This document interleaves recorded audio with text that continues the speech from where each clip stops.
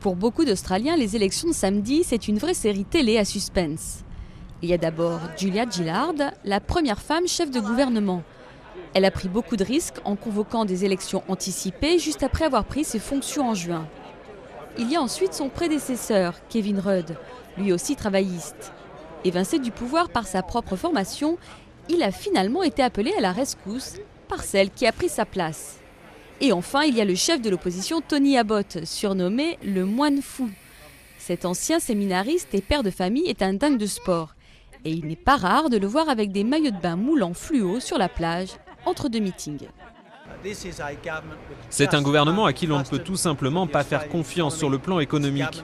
C'est un gouvernement à qui l'on ne peut pas faire confiance en ce qui concerne les investissements et les emplois créés par l'industrie minière.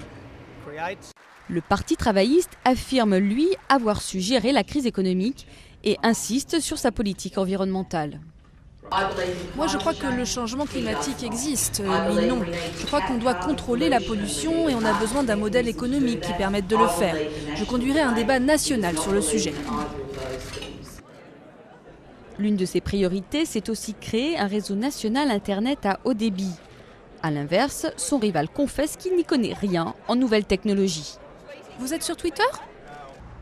Mais tout cela ne convainc pas les électeurs.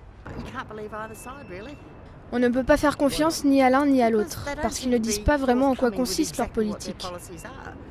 Je vais être franc, je vais voter pour aucun des principaux partis. Pour les observateurs, les deux grands partis ont tout simplement déçu. Et dans ce contexte, il est possible que l'Australie se retrouve avec un parlement sans majorité. Ce serait la première fois depuis 70 ans.